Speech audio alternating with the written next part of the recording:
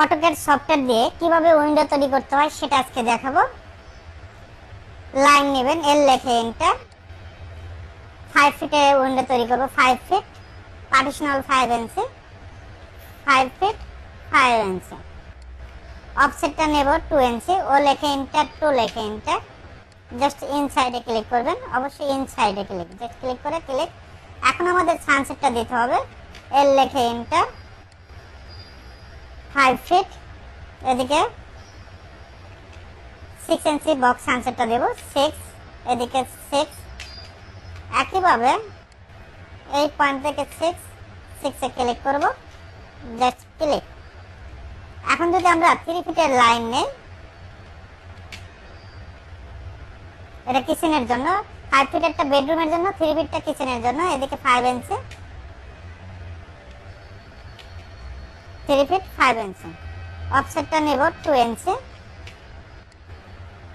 Just click. আপার point থেকে down পয়েন্টে click. Sunset দিব, বক্স সানসেট। এদিকে 6, একইভাবে এটাও 6,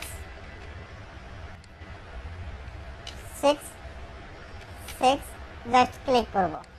বেডরুমের জন্য 5 ফিট, কিচেনের জন্য 3 ফিট। এখন ওয়াশরুমের জন্য করব।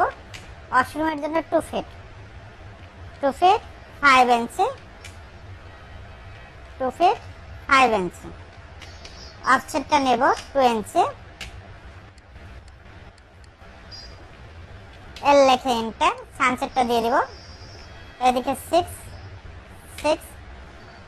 2 ফিট হলে 3 ফিট নেবেন, এভাবে করা যায়। 6, জাস্ট ক্লিক করব। মাঝখানে দুইটা কালারটা চেঞ্জ করব, সিলেক্ট করে কালারটা চেঞ্জ। এখন আমরা ম্যাচ করে দিব। এম এ লেখে এন্টার, জাস্ট ক্লিক করবেন, সুন্দরভাবে ম্যাচ করে দিবেন, ক্লিক। এভাবে চাইলে খুব সহজে আপনি উইন্ডোগুলো মেক করতে পারবেন।